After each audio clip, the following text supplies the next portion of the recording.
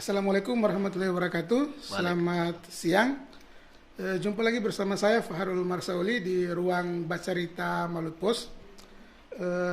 Selain pandemi COVID-19 yang memang saat ini angkanya masih fluktuatif, kadang naik juga kadang turun, hal yang cukup meresahkan publik secara nasional bahkan di Maluku Utara adalah persoalan mengenai narkoba, narkotika dan obat-obat terlarang. Nah, untuk membahas isu itu di ruang Bacarita Malut Pos kali ini kita telah kedatangan tamu spesial, tamu istimewa, Kepala Badan Narkotika Nasional Provinsi Maluku Utara, Bapak Brigjen Pol Wisnu Handoko. Assalamualaikum, Pak. Waalaikumsalam warahmatullahi wabarakatuh.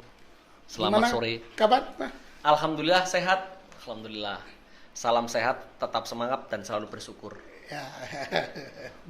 Iya, Pak. Seperti yang saya sampaikan tadi, mungkin sebelum kita sampai ke tema yang kita akan diskusikan, mungkin di publik Maluku Utara saat ini mungkin banyak yang mungkin belum terlalu familiar dengan Bapak. Mungkin dalam kesempatan ini juga bisa ada perkenalan singkat lah terkait mungkin Bapak sudah berapa lama di sini, kemudian mungkin ya ada rasa-rasa apalah selama bertugas di Maluku Utara ya, Pak. Pesannya ya. Ya. Baik. Terima kasih. Assalamualaikum warahmatullahi wabarakatuh. Waalaikumsalam.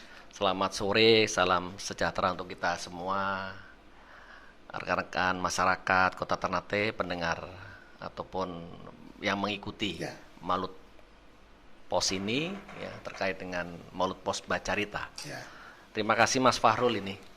Saya diberikan kesempatan untuk sore hari ini. Tentunya ini sangat baik sekali terkait dengan kegiatan dalam konteks Malut Pos Bacarita.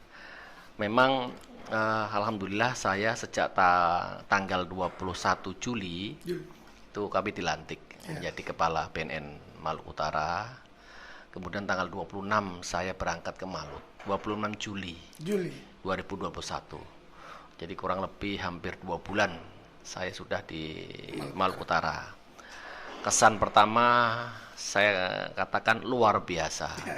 Yang pertama banyak wisatanya di sini, terutama wisata bahari. Ya, saya sudah mengelilingi Kota Ternate ini mungkin 2 kali ya, karena sekaligus saya supaya lebih mengenal potensi alam sini dulu. Kemudian kata orang kalau nyampe Malut harus mengelilingi Gunung Gamalama. Nah, begitu ya, Mas Fahrul ya.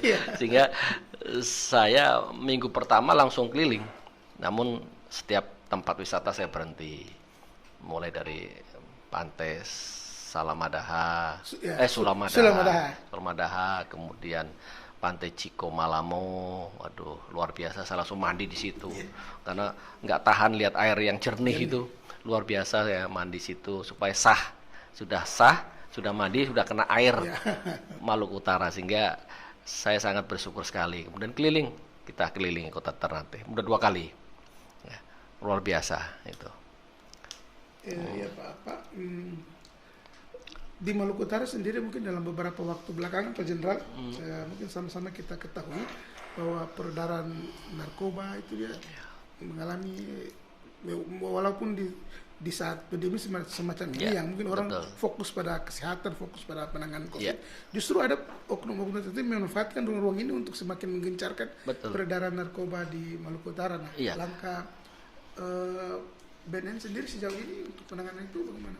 Iya, baik Mas Fahrul. Justru di era pandemi atau di masa pandemi ini kejahatan narkoba meningkat secara umum di seluruh Indonesia ya. Di seluruh Indonesia sejak tahun 2020 ketika pandemi awal pertama bulan Maret sampai sekarang ini malah semakin meningkat. Ya, saya juga nggak tahu ya kan. Namun mungkin para jaringan narkotika ini memanfaatkan situasi. Ya. Dan situasi ini mereka manfaatkan untuk menyebarluaskan narkotika ini sekaligus memperluas jaringan. Ya, baik dari dalam negeri maupun dari luar negeri. Ini kita masuk jaringan internasional juga ada ke Indonesia. Sehingga tentu perlu adanya suatu komitmen, komitmen bersama seluruh stakeholder, pemangku kepentingan untuk bersama-sama perang melawan narkoba. Ya. Narkoba ini merupakan kejahatan luar biasa atau extraordinary crime yang tentunya narkoba itu musuh kita bersama, sehingga penanganannya pun harus luar biasa. Nah, beberapa program yang sudah digagas oleh BNN RI diantaranya adalah kota kabupaten tanggap ancaman narkoba atau KOTAN. Kemudian ada desa kelurahan bersinar. Kemudian ada penggiat P4GN, relawan anti narkoba, kemudian intervensi berbasis masyarakat. Itu salah satu upaya kita untuk meminimalisir, memitigasi, mencegah berbagai bentuk kejahatan narkotika, khususnya di Indonesia dan khusus lagi di Maluku Utara ini. Nah, Maluku Utara sendiri memiliki potensi yang sangat tinggi. Artinya Maluku Utara itu letak geografisnya sangat strategis, karena memang dikelilingi oleh 4 provinsi, 4 provinsi lain, yaitu Provinsi Sulawesi Utara, Manado itu, kemudian Sulawesi Tengah, Provinsi Maluku, kemudian Provinsi Papua Barat. Sehingga Provinsi Maluku Utara merupakan daerah lintasan yang mungkin Mas Fahrul tahu ya, setiap hari kapal pulang pergi kan, masuk dan keluar dari Provinsi Maluku Utara. Nah, tidak menutup kemungkinan narkoba diselundupkan melalui jalur perairan, melalui kapal penumpang dan kapal lain sebagainya. Karena apa? 80% penyelundupan narkotika melalui jalur perairan di Indonesia itu, 80%. Nah, sisanya 20% beraneka ragam. Bisa melalui jalur ekspedisi, pengiriman barang, bisa juga melalui darat dan sebagainya. Mungkin kalau jalur perairan, mungkin dari sisi pengawasan di bidang perairan kurang ketat atau mungkin lebih potensial. Kita akui, ya betul. Memang kita akui letak geografis Indonesia kan sebagian besar perairan. Panjang pantai, garis pantai itu di atas 100.000 kilometer dari Sabang sampai Merauke. Tentunya memang kita lemah pengawasannya karena ada titik-titiknya. Betul, iya. Karena mereka kan tahu kita, Pak Mas Sarul. Tapi kita kan nggak tahu mereka ya. Sehingga kita meskipun sudah menjaga seluruh pelabuhan, pintu masuk, baik pelabuhan yang resmi, besar dan kecil, termasuk pelabuhan-pelabuhan yang tidak resmi atau pelabuhan tikus, ya tetap aja mereka akan mencari peluang kelengan aparat. Sehingga dibutuhkan adanya semacam kolaborasi kerjasama antara masyarakat bersama dengan aparat pemerintah daerah dengan BNN, sehingga tentunya masyarakat bisa memiliki rasa empati, memiliki daya cegah dan daya tangkal terhadap narkoba itu.